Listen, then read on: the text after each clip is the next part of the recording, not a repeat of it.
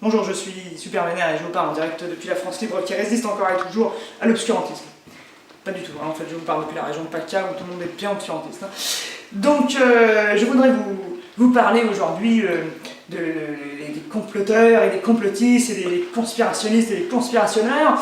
En particulier, alors j'ai vu, hein, comme tout le monde, les affiches avec un mammouth, un escargot géant, de Ludovine de la Rochère, hein, Ludo pour les intimes, et Béatrice Bourges, qui vraisemblablement pour bien son nom, enfin, elle pourrait s'appeler Béatrice Aristo éventuellement. Bref, en tout cas là c'est Bourges quoi. Alors l'escargot géant certainement symbolise hein, l'hermaphrodisme rampant, car il est bien évident que si on s'en prend au stéréotype de genre et si on dit qu'une petite fille qui aime bien jouer au foot et porter des pantalons a le droit de vivre, c'est certainement parce qu'on veut couper le kiki de tous les petits garçons, sûrement. Hein. On les entend déjà, les mecs, mon Dieu, mais qu'est-ce qui va nous rester si on n'a plus le droit de taper notre femme? Je ne sais pas, il n'y a rien, hein, il paraît vous rester plus que les autres. Il va falloir s'y faire, hein, comme ça. Donc, qu'est-ce qu'on peut dire sur ces fantasmes? Alors apparemment, sur ce coup-là, ils ne peuvent pas tellement accuser les juifs, hein, parce que les juifs ne sont pas particulièrement, enfin c'est une religion monothéiste, donc elle n'est pas spécialement féministe. Donc alors ils s'en prennent aux méchants complots LGBT, hein, forcément, puisque ça ne peut venir que des sales pédales, hein, ce genre de choses. Ou alors, plus étonnant, ils s'en prennent aux francs-maçons. Les francs-maçons qui sont une institution quasiment uniquement masculine, hein, complètement inspirée du 19e siècle et de... non, toi t'es une meuf, tu rentres pas, enfin... On voit vraiment pas ce qui viendrait foutre dans la théorie du genre, comme s'il n'y en avait qu'une en plus. Hein. Il s'agit de réfléchir sur qu'est-ce que le genre, hein. Il ne s'agit pas d'avoir une théorie du genre, hein. Ça n'existe pas. C'est comme si vous disiez une théorie des bananes. Bon. Ça n'existe pas. Alors pourquoi les francs-maçons, je ne sais pas. Certainement parce qu'ils sont nébuleux, un petit peu comme les reptiliens, on ne peut pas les reconnaître du premier coup. Alors, Béatrice, hein, et Ludovine, et Xavier, et autres Philippe, je vais vous aider. Je vais vous aider dans ma grande mansuétude, je vais vous aider à reconnaître les francs-maçons. Hein, parce que vous ne savez pas le faire, vous aurez certainement moins peur.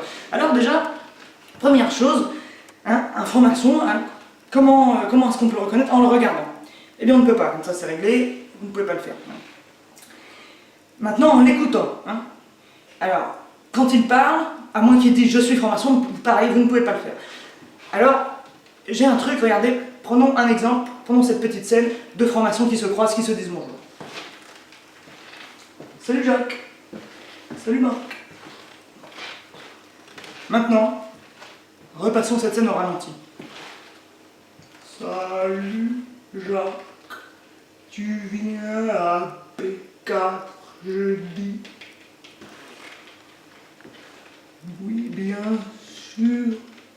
Salut Marc. Cette technique hein, d'enregistrer les propos des gens et de les repasser au ralenti marche également avec les reptiliens. Alors je vous fais un exemple. Hein. Bonjour, je m'appelle Jean-Paul. Repassons cette scène au ralenti. Si c'est un reptilien qui parle, vous obtiendrez bonjour, Kaïma, Chaptidé, je m'appelle Jean-Paul Kaïma. Alors troisième petit truc hein, que je vous donne, comment reconnaître Jace, conquérant de l'univers. C'est très facile, Jace porte à son cœur une racine qui doit s'unir à celle que porte son père. Donc là il n'y a absolument aucun problème, hein, on la voit bien. Voilà. Pour les Atlantes, etc., je ferai une autre vidéo. Partage celle-ci sur Facebook et viens à la loge sodomie et niveau mercredi. Partage également cette vidéo sur Twitter, si tu as Twitter. Regarde-la plusieurs fois, parce que moi ça m'arrange. Fais-la regarder à tes amis, à ta grand-mère, etc. Si elle meurt, c'est pas de ma faute. Je t'embrasse, je suis Super Vénère.